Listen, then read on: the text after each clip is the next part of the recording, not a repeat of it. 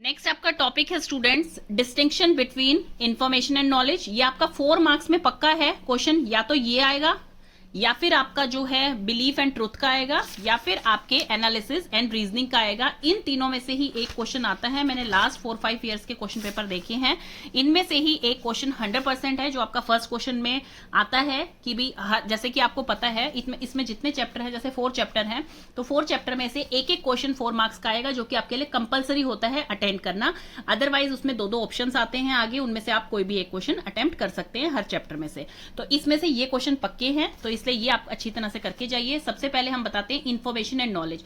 सबसे पहले स्टूडेंट्स, जैसे नेम से ही हमें पता लग रहा है इन्फॉर्मेशन क्या होती है, किसी चीज के बारे में डेटा कलेक्ट करना। फॉर एग्जाम्पल जैसे मान लीजिए मैंने फोटोसिंथेसिस ले लिया। फोटोसिंथेसिस है क्या, प्लांट्स में होती है, एनिमल्स में होती है, उसमें किस किस चीज की रिक्वायरमेंट होती है, सनलाइट की प्रेजेंस में ही क्यों होती है। तो मतलब ये सारी चीजें क्या है कि उसके बारे में एक डेटा कलेक्ट किया। उन सब डेटा को मिला के जब मैंने इन्फॉर्मेशन कलेक्ट की, मैंने पढ़ा वो चैप्टर, तो मुझे समझ आ गया, हाँ मुझे पूरी इन्फॉर्मेशन मिल गई कि फोटोसिंथेसिस होता क्या है, वो अपना खाना कैसे बनाते हैं, ह्यूमंस को ऑक्सीजन प्लांट से कैसे मिलती है। तो ये सारा प्रोसेस मुझे समझ आ गया, तो उसे कहते हैं इन्फॉर्मेशन, मतलब कलेक्शन ऑफ डेटा। अब नॉलेज क्या होती है, ज्ञान क्या होता है, कलेक्शन ऑफ इन्फॉर्मेशन, मतलब किसी भी एक पर्टिकुलर टॉपिक के बारे में बहुत सारी इन्फॉर्मेशन मैंने ली।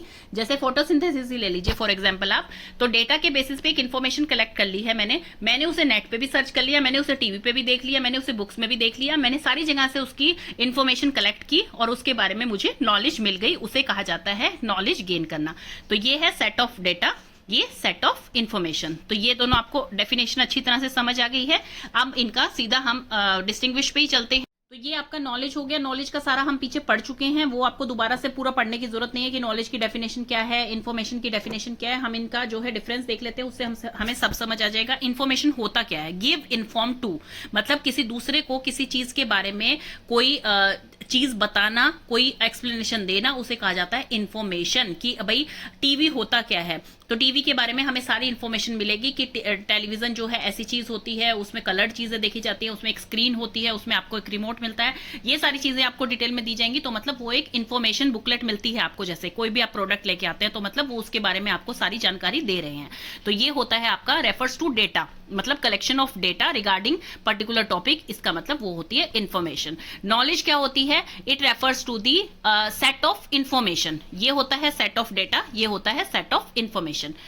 इन्फॉर्मेशन क्या होती है, information deals with the way data is related. Data जिस हिसाब से दिया होगा बुक्स में, नेट पे, कहीं पे भी, तो वो होएगी आपकी इन्फॉर्मेशन। नॉलेज क्या होती है, नॉलेज में एक पर्टिकुलर पैटर्न्स बने होते हैं कि भाई सेट ऑफ इन्फॉर्मेशन के पैटर्न्स बने होते हैं, आपको उस हिसाब से ही जो है उसकी मतलब ज्ञान मिलता है, उसके बारे में जानकारी मिलती है। इन्फॉर्मेशन क्या होती है, it doesn't need any cognitive ability. Information के लिए आपको कोई जो है प्रॉब्लम सॉल्विंग या कोई जो है ऑब्जर्वेशंस वगैरह नहीं चाहिए, वो आपको जैसी बुक्स में से मिलेगी आप ले लेंगे। लेकिन आपको नॉलेज के लिए कभी कभी थोड़ा सा आपको हो सकता है समझ ना आई हो, वो चीज आप को रिलेट नहीं कर पा रहे हैं ट्रुथ के साथ, तो उसके लिए आपको थोड़ी सी कोग्निटिव एंड एनालिटिकल एबिलिटी की जरूरत होती है कि भी आप उसकी एनालिसिस करके देखें कि ऐसा सच में है या नहीं है, ये इन्फॉर्मेशन किस बेसिस पे दे रखी है आपको। तो इसमें कोई कोग्निटिव एबिलिटी की जरूरत नहीं होती है, इसमें need some cognitive and analytical ability की जरूरत होती है। ये क्या होती है, ये रिलेशन बेसिस की होती है, मतलब कि हमें जैसे एक चीज पता है कि भाई ये पर्टिकुलर चीज जो है प्लांट्स के लिए यूज होती है, किस चीज के लिए यूज होती है, मतलब ये एक रिलेशन देखती हैं कि उसमें बेस क्या बन रहा है उसका। और ये जो होती है एक पैटर्न बेसिस होती है कि पैटर्न के हिसाब से चल रही होती है, मतलब स्टेप वाइज चल रही होती है। इसमें कोई ऐसा स्टेप नहीं होता पर्टिकुलर। इसमें जैसे हम मान लीजिए टीवी मैनुअल आप पढ़ रहे हैं, टीवी मैनुअल में चाहे आप स्टार्ट कहीं से भी करें, चाहे आप रिमोट के बारे में पहले पढ़ लेते हैं, चाहे आप उसके स्विचेस के बारे में पढ़ लेते हैं, तो आपको कोई ऐसा नहीं मिलेगा। लेकिन इन्फॉर्मेशन में अगर आपने क्रिटिकल इन्फॉर्मेशन पहले पढ़ ली है और जो बेसिक इन्फॉर्मेशन है वो पढ़ी नहीं है, तो आपको समझ में कैसे आएगी। तो ये पर्टिकुलर एक पैटर्न के हिसाब से चलती है नॉलेज, और ये जो है ये रिलेशन बेसिस पे चलती है।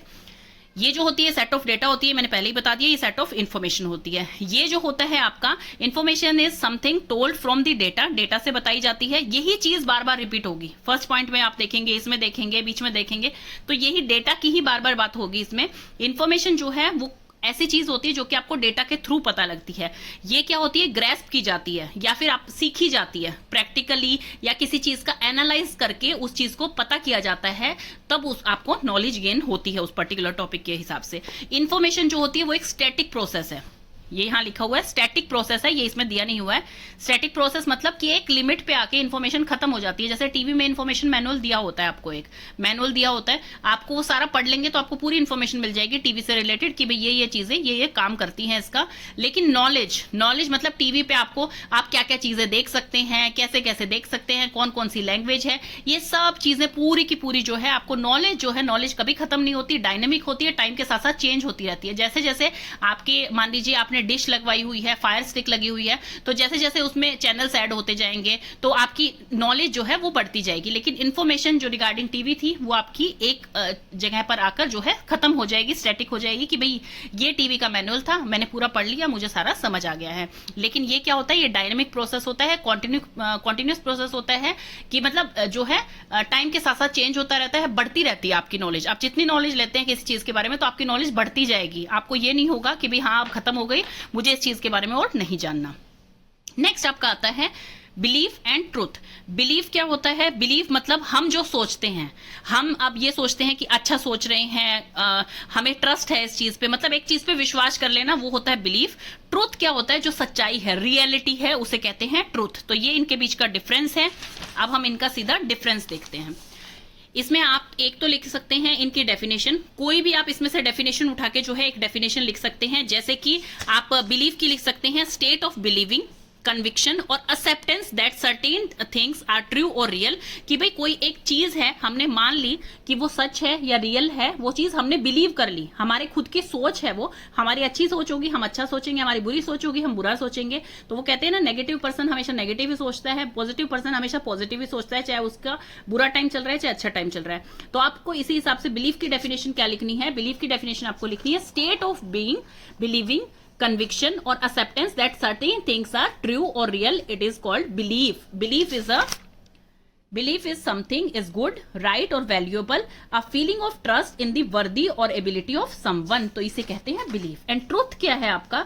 ट्रूथ है, truth is the self expression of God. It means truth is theological, मतलब ट्रुथ जो है वो ओरिजिनल है, एक स्टैंडर्ड है। जैसे मैं आपको बताती हूँ, फॉर एग्जांपल हम फास्ट रखते हैं, नवरात्रों के फास्ट रख रहे हैं, तो वो हमारा बिलीफ है कि हम माता रानी को खुश करने के लिए फास्ट रख रहे हैं। लेकिन ट्रुथ क्या है, जो साइंटिस्ट बताते हैं कि अगर आप फास्ट रखते हैं तो आप उसमें सिर्फ फ्रूट्स खा रहे हैं, या आप वाटर इनटेक ज्यादा हो रहा है आपका, और आप ग्रेन्स उसमें नहीं खा रहे हैं, कार्ब्स नहीं खा रहे हैं, तो आपकी जो है बॉडी जो है फिट हो जाएगी, उसको खुद की रिकवरी के लिए अच्छा टाइम मिल जाएगा, इसलिए आपको फास्ट जरूर करना चाहिए। तो वो है ट्रुथ। और बिलीफ आपका क्या है? बिलीफ है आपका कि भगवान इससे खुश हो रहा है। तो ये चीजें हैं, ये दोनों इसमें डिफरेंस हो गए हैं। देन उसमें आता है आपका बिलीफ और ट्रुथ में अब आपको डिफरेंशिएट कैसे करना है। तो इसमें सबसे पहला आएगा इसका डेफिनेशन जो मैंने बता दिया। सेकंड आप लिखेंगे इट्स अ पर्सनल स्टेटमेंट, एक खुद के पर्सन की क्या सोच है वो आपको दर्शाती है बिलीफ। ट्रुथ क्या है? जो यूनिवर्सल है, it's a universal statement. Belief क्या है? ये इमोशनल बेसिस पे हम लेते हैं। और ट्रुथ क्या है? जो फैक्ट्स के बेसिस पे या प्रैक्टिकल बेसिस पे जो मिलता है आपको, वो होता है आपका ट्रुथ। जो फैक्ट्स हैं, मतलब आप एक कोई तर्क है, कोई तथ्य है जिसके बेसिस पे आपको पता लगता है ये चीज ट्रुथ है। नेक्स्ट आपका आता है इट इज सब्जेक्टिव। ये सब्जेक्टिव है कि मतलब एक खुद के पर्सन की सोच है ये, कि भाई वो कैसा सोच रहा है। एंड पर्सनल, ये पर्सनल है। And it is objective. Objective मतलब ये पूरे समाज को लेकर बनाया गया है ट्रुथ, कि भाई ये चीज, जैसे एक कोई भी कानून है, कोई पर्सन कह रहा है कि ये कानून मैं सोच रहा हूं कि ऐसा होना चाहिए, लेकिन उसकी रियलिटी कुछ अलग है, कानून कुछ सोच के उसको कैसा बना देता है, वो है ट्रुथ, कि भाई वो वैसा ही बनेगा, चाहे उसमें कोई कितना समर्थन दे रहा है या नहीं दे रहा है, वो होता है ट्रुथ। तो इसमें क्या कह रहे हैं? It is objective. ये ऑब्जेक्टिव है, तथ्यों के बेसिस पे बनाया जाता है। एंड इट इज यूनिवर्सल, सबके लिए एक जैसा होता है। It is a state of mind in which a subject रफली regards a things to be true. इसमें जो है सब्जेक्ट का मतलब है कि एक पर्सन जो खुद सोच रहा है, कुछ बिलीव कर रहा है किसी चीज पे, तो वो एक रफली आइडिया लगा लेता है कि ये चीज सच ही है, या वो मानना चाह रहा है कि ऐसा ही होगा। लेकिन truth can never be cognitive goal of inquiry. Truth के लिए आप कोई कॉग्निटिव गोल नहीं बना सकते, मतलब अपनी मेंटल स्टेबिलिटी आपको उसमें कुछ नहीं बनानी है कि भाई ये अच्छा है, बुरा है, या मेरी प्रॉब्लम जो है इस चीज से सॉल्व नहीं होगी, ये क्यों ट्रुथ बना दिया है। तो ऐसा कुछ नहीं होता है, उसमें कोई आपकी पर्सनल खुशी या दुख नहीं देखा जाएगा। वो जो है यूनिवर्सल होगा, वो फैक्ट्स के बेसिस पे, रियलिटी के बेसिस पे बनाया जाएगा। बिलीफ क्या होता है? एक्सेप्टेंस, ओपिनियन एंड एग्जिस्टेंस, कि भाई कोई चीज एग्जिस्ट कर रही है, आपका ओपिनियन क्या है, आप उस चीज को एक्सेप्ट कर रहे हैं है, इस पे आपका बिलीफ बन जाता है कि भाई हाँ मैं इस चीज पे विश्वास कर रहा हूं और मेरा जो है इस पे बिलीफ बन गया है। लेकिन ट्रुथ क्या है? ट्रुथ एक फैक्ट होता है, एक रियलिटी होती है जिसको कि सब लोगों को मानना ही पड़ता है कि वो ट्रुथ है, वो एक सच्चाई। अब जैसे भगवान है, वो एक सच्चाई है, आपका बिलीफ है कि है या नहीं है, वो आपका बिलीफ है, आपने बना रखा है। मेरे साथ अगर अच्छा होता है तो हाँ भगवान प्रेजेंट है, मेरे साथ अगर बुरा होता है तो भगवान नहीं है, तो ये आपने एक बिलीफ बनवा रखा है। लेकिन ट्रुथ क्या है? हाँ कुछ तो ऐसी सुप्रीम पावर है जिससे कि हम डाई भी हो रहे हैं, हम पैदा भी हो रहे हैं, कुछ तो ऐसी सुप्रीम पावर है ऊपर जो कि हमें कंट्रोल कर रही है। देन है it is acceptance that a statement is true और समथिंग एग्जिस्ट। ये होता है कि भाई ये स्टेटमेंट ट्रू है या कुछ एग्जिस्ट कर रहा है। ट्रूथ क्या होता है? ट्रूथ ऑफ एक्यूजेशन, मतलब कि एक क्वालिटी और स्टेट ऑफ ट्रूथ होता है कि भाई हमें मानना ही पड़ेगा कि वो चीज है, चाहे हमें दिखाई दे रही है चाहे नहीं है, तो वो चीज एक ट्रूथ है। तो ये चीजें आपके एग्जाम्पल इसके हो गए डिफरेंस। देन नेक्स्ट आपके आती है रीजनिंग एंड एनालिसिस। रीजनिंग क्या होती है? रीजनिंग जो होती है कि जैसे अब कोई भी बच्चा है, आपको एक पिक्चर दिखाई दी, रीजनिंग के क्वेश्चन है, मान लो आपको एक पिक्चर दिखाई दी, आपको आपसे क्वेश्चन पूछे जा रहे हैं, फास्टेस्ट फिंगर फर्स्ट पूछे जा रहे हैं कि भाई आपने जिसने बजर फर्स्ट कर दिया तो वो बता देगा कि भाई हाँ ये ऐसा ऐसा है, ये ऐसा क्यों है, मतलब रीजन दे दिया आपको कि आपको इसके बारे में बताना है। मतलब आपकी थिंकिंग क्या है, आप उसको कैसे कोरिलेट कर पा रहे हैं, वो चीजें हैं आपकी रीजनिंग। एनालिसिस क्या होती है? एनालिसिस का मतलब है कि आपको कोई एक चीज पूछी गई है, आप उस चीज को पहले पीसेज में काटेंगे कि भाई अगर इसका फर्स्ट स्टेप ये है, इसका सेकंड स्टेप ये है, थर्ड ये है, फोर्थ ये है, फिफ्थ ये है, तो इसका कंक्लूजन ये होगा। जैसे इसका सबसे अच्छा एग्जांपल एनालिसिस का है, जैसे आप अपने साइंस में एक्सपेरिमेंट्स करते हैं। एक्सपेरिमेंट्स करने में आपको पता लगता है कि भाई फर्स्ट सबसे पहले हमें ये वाला इसका सॉल्यूशन डालना है, ये केमिकल डालना है, इस चीज को करने से ये हमारा रिजल्ट आएगा, तो वो होता है एनालिसिस। मतलब स्टेप बाय स्टेप हमने छोटे छोटे टुकड़ों में तोड़कर उसको स्टेप बाय स्टेप किया है, तो उसे कहते हैं एनालिसिस। तो रीजनिंग का आपको अच्छी तरह से पता लग गया। रीजनिंग में क्या होता है? Is associated with the thinking, cognition, intellect.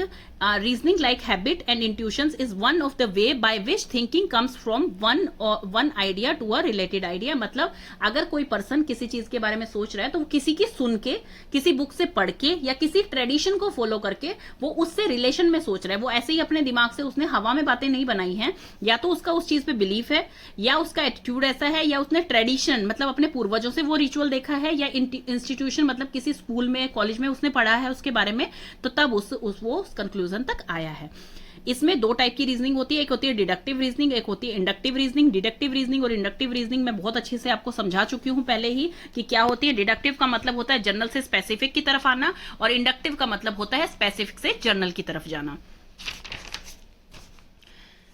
A logical way in order to form a conclusion or judgment, the ability of mind to think, understand things in a logical way। मतलब कोई भी आप logical वे में, किसी reasoning वे में, किसी questioning के वे में आप किसी टीचर से कुछ पूछ रहे हैं कि मेरी प्रॉब्लम सोल्व कीजिए, कोई लॉजिक दीजिए मुझे इस चीज का, तो उसे कहा जाता है आपका कि रीजनिंग स्किल है ये। एनालिसिस में आप डेफिनेशन क्या लिखेंगे? Analysis is a process of breaking down a something into parts. जैसे कि आपने किसी का फ्लो चार्ट बना लिया है, उसको ब्रेक कर लिया है कि फर्स्ट स्टेप ये आएगा, सेकंड ये आएगा, थर्ड ये आएगा, देन उसके बाद हमारा कंक्लूजन आएगा। तो मतलब उसे पीसेस में ब्रेक डाउन करके उसको अच्छी तरह से आप समझ रहे हैं और उसको कोरिलेट कर रहे हैं एक से दूसरे स्टेप को, तो उसे कहा जाता है एनालिसिस हो रही है। तो इसके बीच में आप डिफरेंस क्या लिखेंगे? जो रीजनिंग होती है, it helps in developing the ability to solve problem by thinking. इसमें जो है हम प्रॉब्लम सॉल्व करते हैं सिर्फ थिंकिंग से, मतलब सिर्फ सोच के। मतलब सामने आपको एक पिक्चर दिखा दी, आपसे रीजनिंग के क्वेश्चन पूछे गए, आपने जो है उससे उस चीज को हल कर दिया, बता दिया। एनालिसिस में क्या होता है? Thinking and logical reasoning helps to find truth by given statements. इसमें हमें स्टेटमेंट्स देनी पड़ती है, इसको हमें जो है पार्ट्स में काटना पड़ता है, ब्रेक डाउन करना पड़ता है, सो दैट कि हम उसके सॉल्यूशंस तक पहुंचे। रीजनिंग में क्या होता है? ये एक विजुअल रीजनिंग स्किल होती है। जैसे मैंने आपको बताया, एक फोटो दिखा दी गई है और आपको उसके बारे में बताना है, तो ये विजुअल होती है। ये क्या होती है? Develops the ability to solve problem by thinking and critical way. इसमें जो है सिर्फ आपकी लॉजिकल थिंकिंग से नहीं, आपको क्रिटिकल थिंकिंग भी करनी पड़ेगी कि अगर उस चीज को आपको कोई बहुत ही टफ मैनर में एक चीज दिखा दी गई है, आपको सॉल्व करके दिखानी है, तो उसे कहा जाएगा एनालिटिकल थिंकिंग। मतलब आप उसका एनालिसिस कर रहे हैं पहले, फिर उस चीज को सॉल्व कर रहे हैं, तो उसे क्रिटिकली थिंकिंग बोला जाएगा कि आप क्रिटिकल थिंकिंग से और लॉजिकल थिंकिंग से उसको सोच के फिर सॉल्व कर रहे हैं। It is useful in every subject to solve logical problems. ये हर सब्जेक्ट में यूज होती है रीजनिंग, चाहे आपका मैथ है, साइंस है, और आपकी प्रॉब्लम सॉल्व हो जाती हैं। एनालिटिकल रीजनिंग जो होती है प्रेजेंट मोर कॉम्प्लेक्स पोजिशनिंग, ये जब सिचुएशन जो है बहुत ही कॉम्प्लेक्स हो, बहुत ही कॉम्प्लेक्स टाइप का आपको चीज दी गई है सॉल्व करने के लिए, तो उसमें एनालिटिकल रीजनिंग की जरूरत होती है आपको। और ये group problems based on thinking, groups में जो है सॉल्व की जाती है, जिस टाइप की आपकी जो है प्रॉब्लम है उसको सॉल्व करने के लिए। जो रीजनिंग होती है is set of process that enable us to go beyond the information given, मतलब कोई भी इंफॉर्मेशन जो आपको दी हुई है उसके बारे में, उससे आगे आप क्या सोचते हैं, वो होती है आपकी रीजनिंग। और आपकी एनालिसिस क्या होती है, is breaking down something into parts to solve and relate, मतलब किसी भी चीज को पार्ट्स में तोड़ देना, उसको सॉल्व करने के लिए, उसको एक दूसरे से रिलेट करने के लिए। तो ये तीन आपको डिफरेंस है, ये 100% आपके आते हैं। मैं थोड़ा सा एक बार आपको बता देती हूँ। इन्फॉर्मेशन क्या होती है, सेट ऑफ डेटा होती है। नॉलेज क्या होती है, आपकी सेट ऑफ इन्फॉर्मेशन होती है। बिलीफ आपका क्या होता है, ये एक पर्सनल स्टेटमेंट होती है, यूनिवर्सल नहीं है, आपकी खुद की पर्सनल है, सब्जेक्टिव है। ट्रूथ क्या होता है, वो यूनिवर्सल होता है, सबके लिए होता है, फैक्ट्स के बेसिस पे होता है, ऑब्जेक्टिव होता है। ऐसे ही आपकी रीजनिंग क्या होती है, रीजनिंग आपकी होती है प्रॉब्लम सॉल्विंग बाय थिंकिंग, आप सोच के जो है प्रॉब्लम सॉल्व कर देते हैं। इसमें आपको सिर्फ जो है विजुअल आपकी लॉजिकल प्रॉब्लम सॉल्विंग स्किल लगानी होती है।